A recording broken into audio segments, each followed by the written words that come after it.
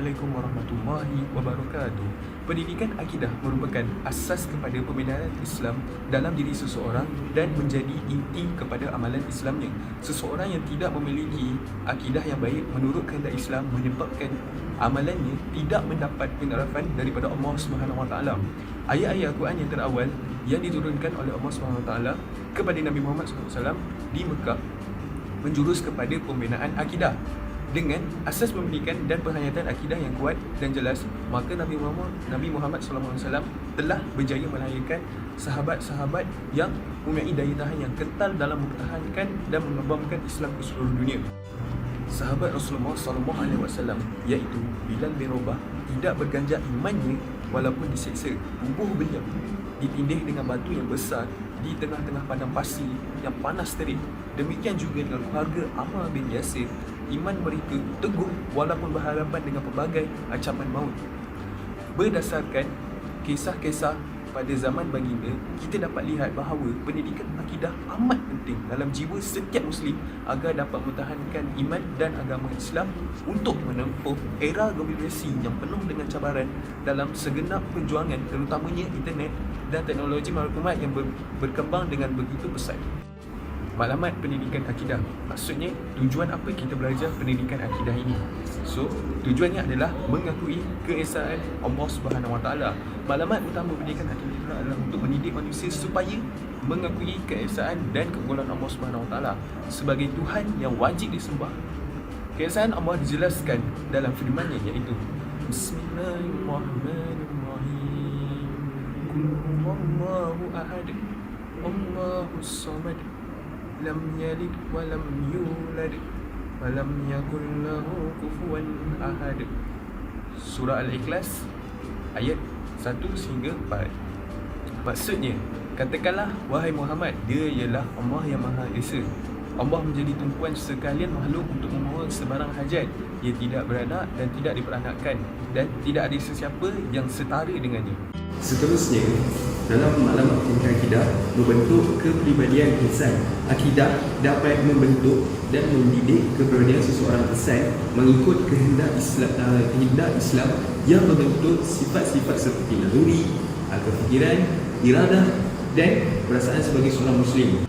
Ringkasnya, pendidikan akidah bermakna untuk membentuk nilai, akhlak dan kepribadian seseorang yang seterusnya akan menyebabkan suluk jalan ke arah mencapai kesempurnaan batin atau rohani, amali atau gerak laku setiap amalan dan perbuatan yang selaras dengan peranan dan tanggungjawab manusia sebagai khalifah Allah SWT di atas muka bumi ini. Terusnya, melahirkan tamadun yang gemilang. Kedudukan akidah merupakan sumber kekuatan Islam. Hakikatnya, kekuatan rohani dan keberanian umat Islam ialah akidah yang seterusnya menjadi asas kepada kekuatan jasmaninya. Dalam sejarah kegemilangan umat Islam yang silam, didapati bahawa umat Islam pada masa itu telah dibentuk dan dididik oleh akidah yang teguh, di mana akhirnya melahirkan kekuatan yang sungguh kental dan luar biasa. Kita lihat sahaja bila berubah akidahnya yang teguh telah memberikan kekuatan kepadanya. Abdul Rahman bin Auf dan Rasulullah pula sanggup membelajarkan harta mereka walaupun disiksa dengan kejam untuk mempertahankan Islam, sehingga tiada apa-apa lagi yang dimiliki oleh mereka melainkan Allah SWT dan Rasulullah SAW. Tabiat akidah yang demikian ialah akidah yang kukuh dan teguh. Kekukuhan dan keteguhan akidah adalah kerana ciri-ciri yang menjadi kandungan akidah itu dan mengakui segala hakikat, iaitu hakikat ketuhanan, alam semesta dan keagungan serta nilai-nilai kebenaran, kebaikan dan keindahan. Sebagai contoh, Ali bin Abi Thalib sanggup mentaruhkan nyawanya kerana Rasulullah SAW. Contoh-contohnya lain banyak ditunjukkan mengenai kisah-kisah para sahabat Rasulullah SAW hasil dari pendidikan akidah yang kental. Konsep Islam. Agama merupakan salah satu unsur yang penting dalam kemunculan sesebuah tamadun. Kebanyakan tamadun awal mempunyai agama sebagai dasar kepercayaan dalam kalangan masyarakatnya. Secara fitrahnya, manusia memerlukan agama untuk menjalani kehidupan harian. Sehingga ke hari ini, kita boleh lihat tamadun-tamadun dahulu menggunakan agama sebagai dasar kepercayaan dalam hidup mereka. Sebagai contoh, tamadun Islam sangat sinonim dengan agama Islam nasional. Konsep Islam sebagai addin. Agama atau addin ialah kepercayaan dan keyakinan terhadap fahaman tertentu. Agama juga sering dikaitkan dengan ibadat atau hubungan dengan Tuhan.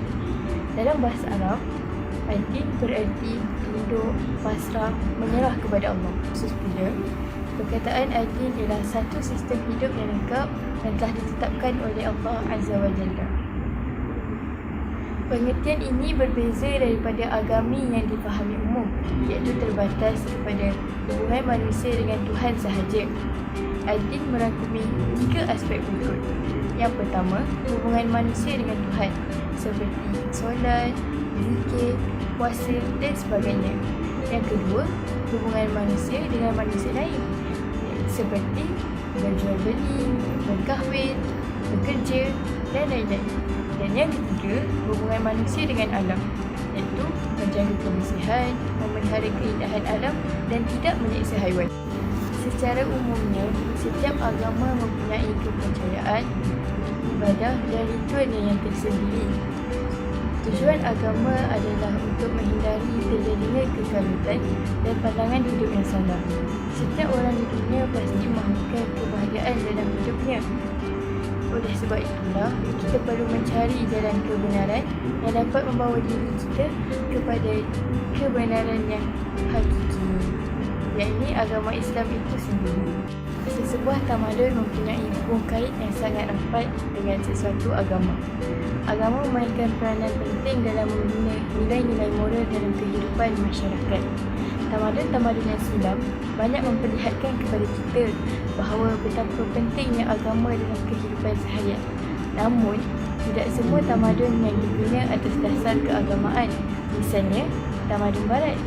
Tamadun barat dibina atas dasar sekularisme. Sekularisme apa tu? Sekularisme ialah cenderung meninggalkan agama dalam kehidupan seharian. Bagi mereka, agama dan kehidupan ibarat minyak dan air yang berada dalam satu bekas, namun tidak berlaku percampuran. Agama Islam ialah agama yang telah disampaikan oleh Nabi Muhammad SAW. Benarlah dikatakan bahawa Islam sebagai addin, sebagaimana firman Allah dalam surah Al-Imran ayat yang ke-19, A'udzu billahi minasyaitonir rajim. Innad dina 'indallahi Islam. Maksudnya, sesungguhnya agama yang benar di sisi Allah ialah Islam. Dalam surah Ali Imran juga ayat yang ke-85, Allah telah berfirman, A'udzu billahi minasyaitonir rajim. Wa man yabtaghi ghayra al-islam dinan falahu yuqbal minhu wa huwa fil akhirati minal khasirin. Maksudnya, dan sesiapa yang mencari agama selain daripada agama Islam, maka tak akan diterima agama itu daripadanya, dan kelak di akhirat dia akan menjadi orang yang rugi.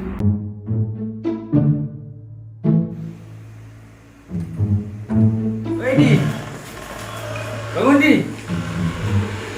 Hei, bangun, buat apa dah ni? Dah pukul 6 dah ni. Awal dah tu pukul 6. Apa petang dah ni? Dah cepat tolong ayah ni masuk kereta. Jadilah. Adi, bangun Di. Mengantuk tau. Nakal. Main tembak dia ni. Sekejap, weh. Belum masuk makan tak? Aduh, time ni lah dia nak panggil. Tak boleh je, lagi tak? Sekarang lah. Aduh, sibuk siut. Cepatlah, makan tak?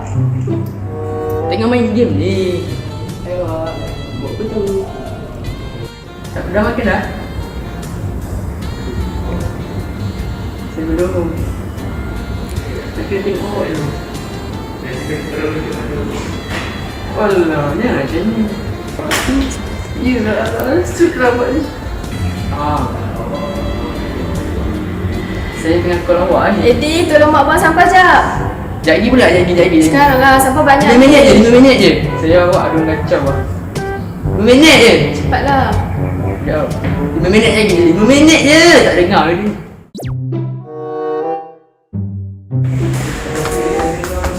Hei, bang, mata kat ni, betul ke?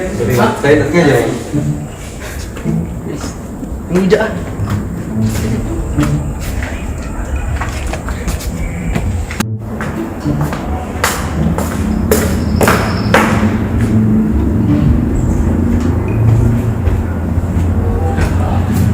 Buat jahat dan juga aku ni. Puas sikit hati aku ni.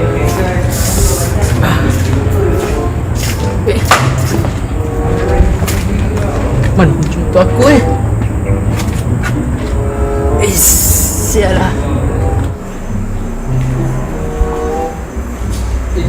Serius kamu tu? Mana sebelah ni tu? Hei, bala betul hari ni. Mamat tu buat apa tu? Macam tengah cari barang je. Ikut barang dia.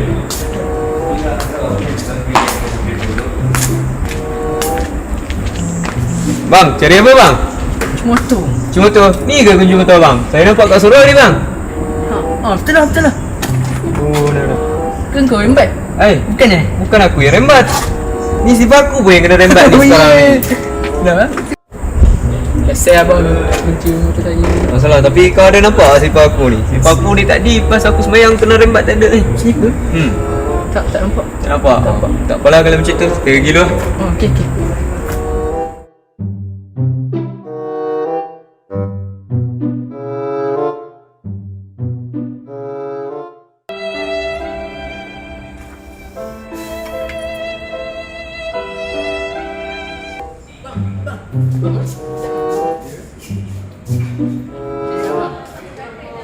Sebab apa tanya bang?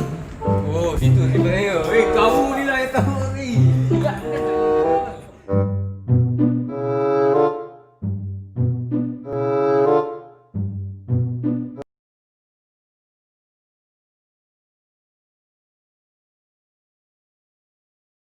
Okey, Assalamualaikum warahmatullahi wabarakatuh. Hari ini saya akan menceritakan pengertian Islam, Iman dan Ihsan. Yang pertama, Islam. Islam dari segi bahasa berasal daripada perkataan dasar salama yang berbuah maksud taat dan patuh atau aman dan damai serta terlepas daripada sesuatu kekurangan zahir dan batin. Manakala dari segi istilah syarak pula, Islam ialah tunduk, taat dan patuh kepada perintah Allah SWT yang disampaikan oleh Nabi Muhammad SAW. Yang kedua, iman. Iman pula berasal daripada perkataan dasar al-am yang bererti iaitu tiada rasa takut dan aman. Pengertian iman dari segi istilah ialah mempercayai Allah SWT dan Rasulullah dan Rasulnya dengan pengucapan lidah dan kepercayaan dalam hati tanpa rasa syak dan ragu. Yang ketiga pula ialah ihsan. Ihsan ialah pula berlawan kepada kalimah isa'ah yang bermaksud berbuat jahat. Ihsan bermaksud berbuat baik kepada manusia dan menghindar daripada melakukan perkara-perkara yang buruk seperti melakukan perkara yang jahat. Menurut Imam Nawawi, ihsan akan mendorong seseorang agar sentiasa ikhlas dalam beribadat dan mengerjakan ibadat kerana Allah SWT semata-mata mengharapkan keampunan daripadanya. Tahukah anda mengapa sebagai seorang Muslim kita wajib tunduk kepada Allah SWT? Jawapannya sangat mudah. Ini adalah kerana maksud Islam ialah dalam bahasa Arab ialah tunduk kepada Allah SWT. Bagi mendapatkan gambaran yang menyeluruh tentang ketiga-tiga pengertian ini, kita perlu merujuk kepada sumber Islam yang sahih, iaitu sebuah hadis yang terkenal yang diriwayatkan oleh Imam Muslim daripada Sayyidina Umar Al-Khattab radhiyallahu anhu seperti berikut. Hadis ini seperti berikut. Daripada Umar radhiyallahu anhu berkatanya, pada suatu hari sedang kami duduk di sisi Rasulullah SAW, tiba-tiba datang kepada kami seorang lelaki yang sangat putih kainnya, sangat hitam rambutnya. Tidaklah kelihatan atasnya tanda-tanda orang yang sedang dalam perjalanan, dan tidak seorang pun dari kami mengenalinya. Sehingga dia duduk berdekatan dengan Rasulullah, lalu menyandarkan kedua-dua lututnya kepada kedua-dua lutut Rasulullah dan meletakkan kedua-dua telapak tangannya ke atas paha Rasulullah SAW. Kemudian dia berkata, "Wahai Nabi Muhammad, kabarkanlah kepadaku daripada Islam." Maka Rasulullah SAW menjawab, "Islam itu ialah bahawa engkau mengakui tiada Tuhan yang melainkan Allah SWT dan bahawasanya Nabi Muhammad itu pesuruh Allah, dan engkau mendirikan sembahyang, dan engkau mengeluarkan zakat, dan engkau berpuasa di bulan Ramadan, dan engkau mengerjakan ibadah haji di Baitullah jika engkau sanggup pergi kepadanya. Dia berkata, benarlah engkau. Maka kami pun tercengang kerana ia yang bertanya dan ia pula yang membenarkannya. Katanya lagi, maka kabarkanlah kepadaku dari hal iman. Sallallahu alaihi wasallam menjawab, iman itu ialah bahawa engkau beriman kepada Allah, beriman kepada malaikatnya, beriman segala kitabnya, dan beriman kepada rasulnya, dan engkau beriman kepada takdir baiknya dan jahatnya. Dia berkata, benarlah engkau. Kemudian dia bertanya lagi, maka sekarang kabarkanlah kepadaku daripada ihsan. Rasulullah SAW pula menjawab, ihsan ialah bahawa engkau menyembah Allah seolah-olah engkau melihatnya, tetapi jika engkau tidak melihatnya, maka sesungguhnya ia melihat engkau. Hadis riwayat Muslim.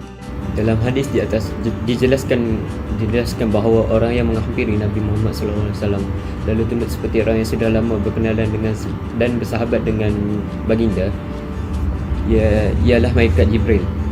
Kedatangan Jibril alaihissalam ialah menyampaikan dan mengajar Rasulullah SAW dan umatnya mengenal hakikat Islam, iman dan ihsan.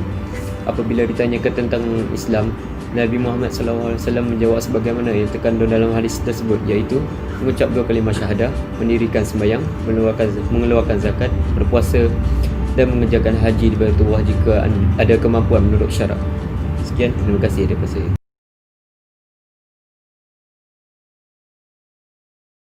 Asas-asas Islam. 3 elemen penting dalam agama Islam: akidah, syariah dan akhlak.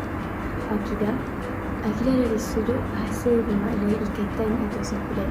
Dari segi istilah pula, keyakinan yang kukuh dalam diri terhadap berkaitan dengan ketuhanan dan keyakinan terhadap agama. Akidah juga boleh ditafsirkan sebagai kepercayaan dalam jiwa yang tak mungkin berubah terhadap Allah. Sebagai contoh, yang pertama, dalam hati dan jiwa seorang Muslim itu mempercayai kewujudan Allah dan Allah yang berkuasa atas segala-galanya. Dan yang kedua, seseorang Muslim itu juga mempercayai kerasulan Nabi yang diutuskan kepada kita untuk menyeru manusia mentauhidkan Allah. Dalam akidah Islam, terdapat 6 prinsip yang wajib kita percaya. 6 prinsip tersebut adalah rukun iman. Yang pertama, beriman kepada Allah. Yang kedua, beriman kepada malaikat. Yang ketiga, beriman kepada Rasul. Yang keempat, beriman kepada kitab. Yang kelima, beriman kepada hari kiamat. Dan yang keenam, beriman kepada qada dan qadar. Akidah Islam telah menjelaskan kepada kita hubungan manusia dengan Tuhan yang tak mungkin terjangkau oleh akal fikiran kita. Hakikat kewujudan malaikat, realiti wahyu, kerasulan serta kehidupan selepas mati menjadi asas kepada sistem keyakinan yang wajib kita percaya. Asas akidah Islam ialah tauhid kepada Allah. Al-Quran telah menjelaskan kepada kita tentang tauhid menerusi cerita tentang Allah serta sifat-sifatnya. Konsep akidah terbahagi kepada 3. Yang pertama, tauhid rububiyah. Yang kedua, tauhid uluhiyah. Dan yang ketiga, tauhid asma wa sifat. Yang pertama, tauhid rububiyah. Rububiyah ialah mengesahkan Allah dari segi perbuatan. Beriman kepada tauhid rububiyah bererti mempercayai Allah sebagai Rabb serta pencipta segala-galanya. Tauhid rububiyah juga bererti kita mengimani bahawa tiada saingan dalam pemerintahannya. Allah jugalah yang maha memberi segala sesuatu, sama ada baik maupun buruk, dengan keizinannya. Firman Allah dalam surah Luqman ayat yang ke-25, A'udzu billahi minasyaitonir rajim. Wa in sa'altahum man khalaqas samawati wal arda la yaqulunna Allah qul alhamdulillah bal aktsaruhum la ya'lamun. Dan jika ditanyakan kepada mereka, siapakah yang mencipta langit dan bumi, tentu mereka akan menjawab, Allah. Bukanlah segala puji bagi Allah, tetapi kebanyakan manusia tidak mengetahui. Yang kedua, tauhid uluhiyah, yakni mengesahkan Allah melalui perbuatan dan pengabdian. Ihsan terhadap tauhid rububiyah menuntut seseorang hamba itu beriman kepada tauhid uluhiyah melalui ibadat yang sebenar, iaitu segala perbuatan zahir dan batin yang dilakukan semata-mata untuk mendapatkan keredaan Allah.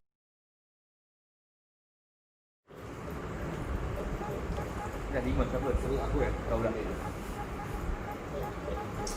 Lapan. Aku nak emas ni. Aku nak wallet tu, tak jaga kot. Kakak tu ni. Boleh menang ni. Harap tu aku menang, aku dapat. Astagfirullahaladzim. Apa minta main ni? Ni apa ni atas meja ni? Duit lagi, kad lagi. Duit-duit lah. Ni apa benda ni mas ni? Kau orang nak gadai juga ni? Ustaz, Betul Ustaz. Penting. Dah. Apa tu? Tu apa tu? Ha? Apa tu? Ustaz tak nampak Ustaz. Apa Ustaz? Ustaz? Rokok tu. Astagfirullah. Benda haram ni korang tahu tak? Harus kan? Haram ni, haram.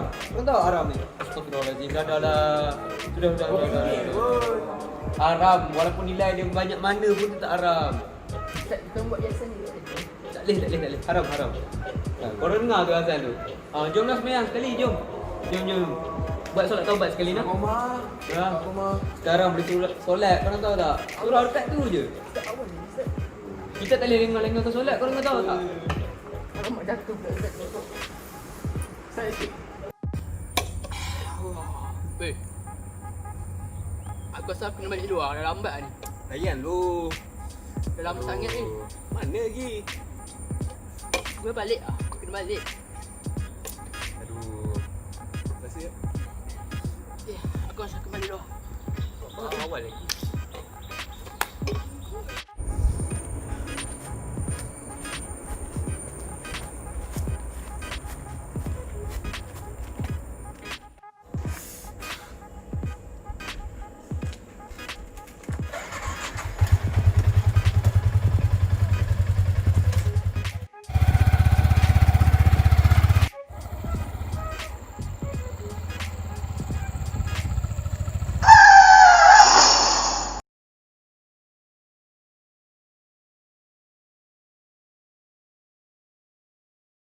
Hei, punya malang nasib lah.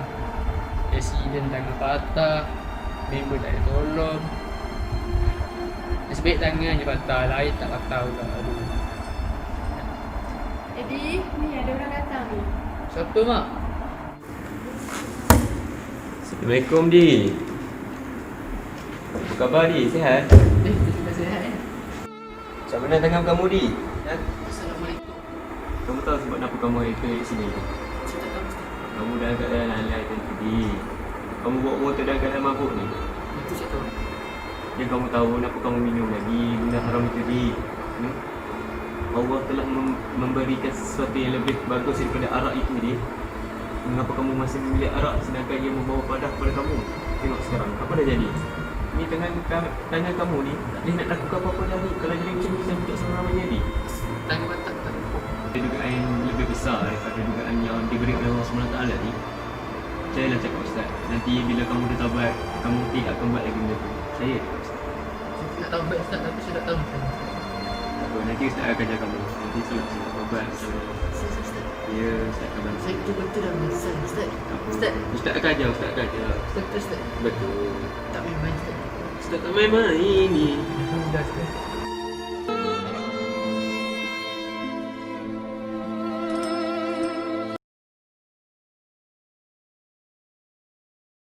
Assalamualaikum warahmatullahi wabarakatuh. Berdasarkan daripada sketsa tadi, kita dapat belajar Allah Maha Pengampun. Allah menerima setiap taubat hamba-hambanya, biarpun dosanya seluas bumi ataupun seluas alam semesta. Apakah yang dimaksudkan dengan taubat? Taubat ni adalah kembali taat kepada Allah dan menyesal dosa yang dia telah lakukan, sama ada dosa besar ataupun dosa kecil, dengan bersungguh-sungguh dan memohon ampun kepada Allah Subhanahu Wa Taala. Apakah syarat-syarat taubat nasuha? Ramai orang kerja taubat nasuha ni. Sebab taubat nasuha ni diterima oleh Allah. Apakah syarat-syaratnya? Aku salah kepada Allah. Okey, kita sebagai manusia ni ada fitrahnya, iaitu sentiasa melakukan kesilapan. Oleh sebab itu, kita kena sentiasa mengaku salah kita dekat Allah. Kita memohon ampun kepada Allah agar Allah menerima taubat kita. Okey, yang kedua adalah memohon ampun dengan ikhlas. Apakah maksudnya dengan ikhlas ni? ikhlas ni adalah kita betul-betul taubat ni semata-mata untuk Allah. Bukan kita taubat semata-mata untuk manusia, bukan semata-mata untuk ibu apa, bukan semata-mata untuk orang lain. Semata-mata untuk Allah. Yang ketiga adalah berazam untuk meninggalkan dosa-dosa.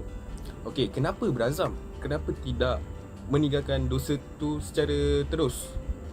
Maksudnya kat sini, manusia ni walaupun sudah bertaubat, dia tetap akan melakukan dosanya tersebut. Supaya kita tahu, agama Islam bukan agama magis. Maksudnya, apabila kita dah bertaubat, bukan kita terus jadi baik, bukan kita dah boleh senang untuk tinggalkan dosa tersebut. Kita perlu usaha. So maksudnya, setiap kali kita melakukan dosa, kita teruskan bertaubat. Bertaubat saja. Asalkan taubat itu ikhlas. Kenapa kita perlu menzalimi taubat? Okey, saya bagi satu contoh perumpamaan. Apabila kita masak, lepas tu kita basuh kan. Kita basuh, ada kerak hitam kat bawah kan bila kita masak. Apabila kita basuh, kita basuh atas. Kita nak basuh bawah, kita nak buang kerak hitam tu kan. Okay, sebagai contoh, kita tak buang kerak hitam tu kan. Kita biar masak je, masak. Bila sudah hari kita nak basuh, kerak hitam yang banyak, memang susah kan. Sama juga macam hati kita. Apabila hati kita dah terlampau hitam, susah untuk kita bertaubat, susah untuk kita berijah, susah untuk kita mendekatkan diri kepada Allah. Oleh sebab itu, adalah hitam, memang susah untuk kita kembali kepada Tuhan. Sebagai penutup, Allah tidak pernah jemu untuk terima taubat-taubat hamba-Nya. Syaitan tidak pernah jemu untuk hasut kita. Jadi, kenapa kita perlu betul asa untuk taubat? A'udzubillahi minasyaitonirrajim. Bismillahirrahmanirrahim. Ya ayyuhallazina amanu tubu ilallahi taubatan nasuha. Maksudnya, wahai orang-orang yang beriman, taubatlah kepada Allah dengan taubat yang sebenar. Surah At-Tahrim ayat yang ke-8. Oleh itu, sekian itu saja daripada saya. Terima kasih.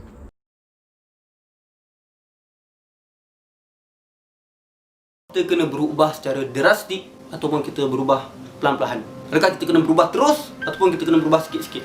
So jawapannya ialah kita kena berubah terus. Terkejut tak?